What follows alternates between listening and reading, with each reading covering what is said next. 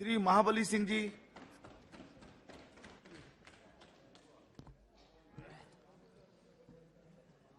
सभापति महोदय, केंद्रीय बजट 2023-24 जो सदन में चर्चा के लिए, सामान्य चर्चा के लिए लाया गया है, उस पर आपने मुझे बोलने का अवसर दिया, इसके लिए आपको धन्यवाद। महोदय, जब भी सदन में बजट पर चर्चा होती है तो सत्ता पक्ष के लोग जो हैं बजट की सराहना करते हैं। हमेशा आजादी के 75 साल हो रहे हैं, इन 75 सालों में जो भी सरकार बजट बनाई, सभी सरकारें दलित, पिछड़े, अकलियत, किसान, मजदूर के हित में कह करके लोगों ने बजट बनाई। लेकिन सरकारें बदलती रही, बजट बनते रहे और बिगड़ते रहे, लेकिन इस देश के करोड़ों लोगों की तस्वीर आज तक नहीं बदली, आज तक नहीं बदली। आज भी करोड़ों लोग, आज भी करोड़ों लोग गंदे नाले और पेड़ों के नीचे जन्म लेते हैं और वहीं पर मर जाते हैं, वहीं पर आज भी मर जाते हैं। इसलिए महोदय, हमें इसके तरफ नहीं जाना है, लेकिन हमें सदन के माध्यम से सरकार को बताना चाहते हैं कि बड़ी अरमानों से बिहार की 13 करोड़ जनता ने आपको 2019 में 40 सीट में से 39 सीट एनडीए के खाते में डालने का काम किया था। लेकिन 40 सीट में से 39 सीटें 40 बहुत आशा, उम्मीद और अरमान के साथ इस बजट पर निगाहें रखी थी बिहार की जनता।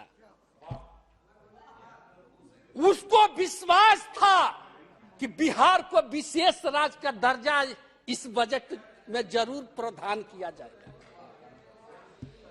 क्योंकि यह मांग जब बिहार में गठबंधन हम लोगों के एनडीए की सरकार थी, बीजेपी और जेडीयू की जब सरकार थी, उस समय विधान परिषद से लेकर विधानसभा तक सब लोगों ने पारित करके भेजा था केंद्र को कि हमको बिहार की विशेष राज्य की दर्जा चाहिए। जब बिहार से झारखंड अलग हुआ था तो केंद्र सरकार ने उस समय वादा किया था कि बिहार को हम लोग विशेष पैकेज दे करके विकसित राज्यों को श्रेणी में लाने का काम करेंगे। न तो बिहार को विशेष राज्य का आप दर्जा दिए, न बिहार को कोई पैकेज दिए। झूठ नहीं, ये सच्चाई है, ये सच्चाई है। आपने बिहार को कौन सा पैकेज इस बजट में दिया है? कहां है? जरा दिखा दीजिए, दिखा दीजिए कहां आपने विशेष पैकेज दिया है। न बिहार को विशेष पैकेज ही हुजूर दिए। सर यहां तक कि देखिए, विश्व का सबसे बड़ा लोकतंत्र का ये पवित्र मंदिर है। प्लीज, इस मंदिर में हम बता देना चाहते हैं कि यहां से जो भी घोषणाएं होती है, जमीन पर उतरना चाहिए, जमीन पर उतरना चाहिए। 2000 बिहार के अंदर 2007 में तत्कालीन रेल मंत्री ने बिहटा औरंगाबाद रेलवे लाइन का शिलान्यास किया था। उस समय 3,500 की, आज 3,500 करोड़ की वो योजना हो गई। लेकिन शिलान्यास होने के बाद आज 14 साल बीत गए, आज तक वह बिहटा औरंगाबाद रेलवे लाइन का काम जमीन पर नहीं उतरा। अब बताइए महोदय कि हम लोग यहाँ सदन में चर्चा करते हैं, बिहार की जनता पटना से लेकर दिल्ली तक धरना, आंदोलन, प्रदर्शन करते आ रही और वह 4 पार्लियामेंट का क्षेत्र था। सभी माननीय सदस्य जो आज बोल रहे हैं, हमारे राम कृपाल जी, इन्होंने भी कई बार रेलवे मंत्री से मिला, हम लोगों ने मिला।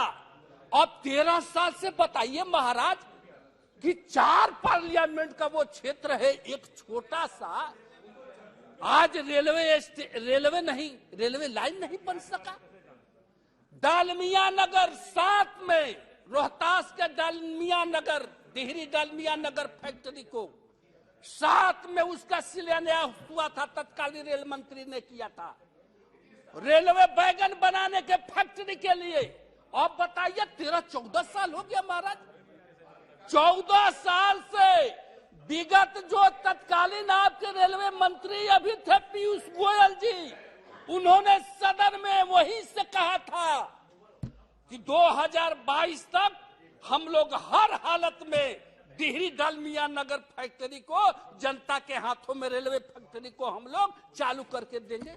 बताइए आज तक कुछ जमीन पर कहीं कुछ नहीं है। डिहरी से बंजारी रेलवे लाइन आज तक वो 7 में शिलान्यास हुआ, आज तक वो भी काम नहीं हुआ। आप खाली देखिए आश्वासन और झूठ के सहारा लेते हैं, झूठ से काम नहीं चलेगा। बिहार को बिना विकसित किए हुए आप देश को विकसित नहीं कर सकते। बिहार महात्मा बुद्ध की धरती, जहां से विश्व को संदेश देने का काम किया, वो महावीर की धरती है। और वैसे धरती को आप उपेक्षा करके, उसको अनदेखी करके, उसको अरमानों पर पानी फेर करके आप देश को विकसित राज्यों की श्रेणी में ले जाना चाहते हैं। ये कैसे हो सकता है? ये कैसे हो सकता है महोदय? एक बात हम कहना चाहेंगे महोदय कि हमारी जो केंद्र सरकार है, जो राष्ट्रपति महोदया ने जो भाषण दिया है और उसने कहा है कि सबका साथ, सबका विकास और सबका विश्वास,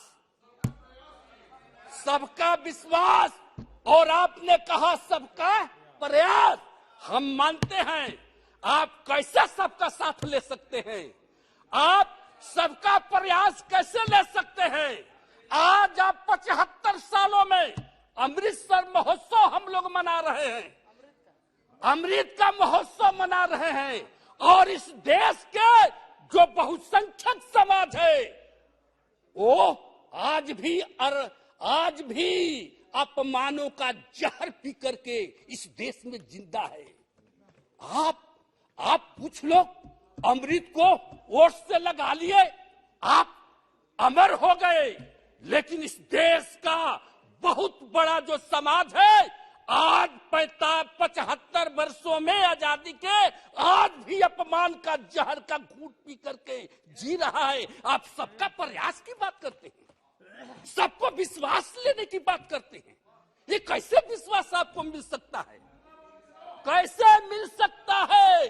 सबका प्रयास कैसे आपके साथ हो सकता है?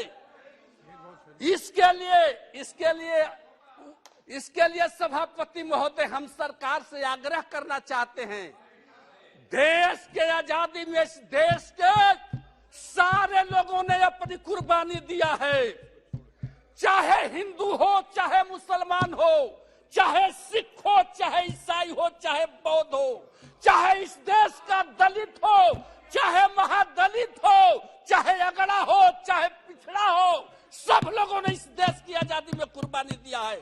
और सब लोगों का ये अधिकार है इस देश के मिट्टी में, इस देश के हवा में, इस देश के न्यायपालिका में, कार्यपालिका में, विधायिका में, सब लोगों का अधिकार है।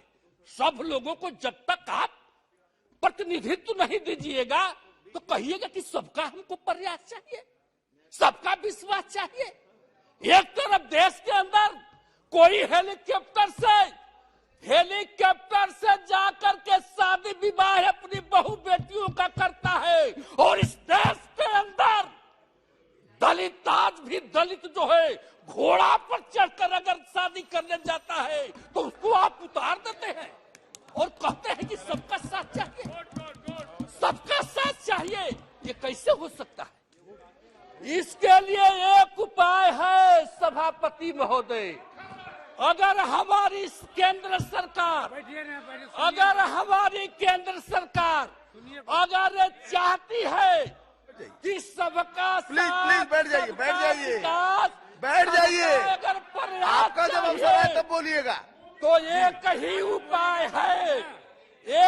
उपाय है महोदय कि जो इस देश में सामाजिक जो व्यवस्था है यह गैर बराबरी व्यवस्था है, और यह व्यवस्था जैसे आरएसएस प्रमुख भागवत जी ने कहा कि इस देश में जाति कोई भगवान ने नहीं बनाई है, आदमी ने बनाया है। तो हम उन लोगों से कहना चाहते हैं कि अगर आप सबका साथ, सबका विकास, सबका प्रयास चाहते हैं, इस देश को विश्व में सबसे महाशक्ति और विकसित राष्ट्र बनाना चाहते हैं, तो एक काम तो देखिए करना होगा। एक काम क्या करना होगा कि या तो जो लोग गैर बराबरी व्यवस्था के तहत जो लोग नीचे गिराए गए हैं जात पात के नाम पर, उन लोगों को आपको ऊपर उठाना होगा, और उनको ऊपर उठाने के लिए उनको ऊपर उठाने के लिए न्यायपालिका, कार्यपालिका, विधायिका और देश के सीमा में जितने रेजिमेंट हैं उसमें सब लोगों को भागीदारी देना होगा, सब लोगों को भागीदारी देना होगा। अगर आप भागीदारी देना चाहते हैं तो उसके लिए एक काम और करना होगा। अब समाप्त कीजिए जी। अरे महोदय, हमारा 20 मिनट का टाइम है, और भी वक्ता है आपके दल के, 20 मिनट प्लीज का समय है महोदय, आपके दल के और भी मान्य सदस्य हैं, इसलिए महोदय आपको सबको जब हिस्सेदारी देना होगा तब इस समाज में शांति व्यवस्था कायम होगी और सब लोगों के अंदर देश के प्रति ममता होगा। तो इसलिए उसके लिए एक काम करना है कि देश के अंदर आप जातीय जनगणना कराइए, देश के अंदर जातीय जनगणना कराइए। जब इस देश का जब जानवर की गिनती हो सकती है, इस देश में शेर, भालू, चीता, भेड़िया की गिनती हो सकती है, उसकी जनगणना हो सकती है, जानवरों की हो सकती है, तो तब मानव की जनगणना क्यों नहीं हो सकती है?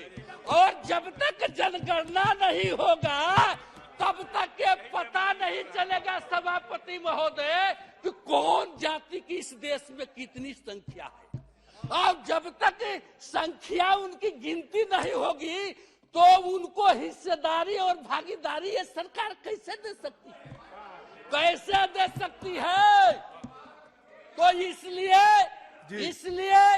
जातीय जनगणना कराना जरूरी है, ताकि जब बात उठती है हक की, हिस्सेदारी की, इस देश में आरक्षण की बात उठती है तो सुप्रीम कोर्ट कहता है कि सरकार ने जातीय जनगणना नहीं कराई है कि कौन सी जाति की कितना आबादी है, तो हम उनको आरक्षण कैसे दे सकते हैं? सुप्रीम कोर्ट कहती है कैसे दे सकते हैं? तो इसलिए ऐसा नहीं हो सकता।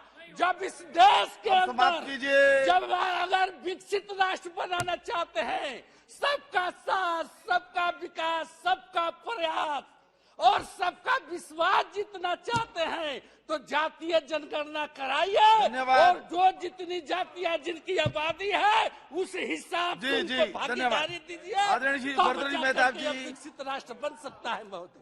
इसलिए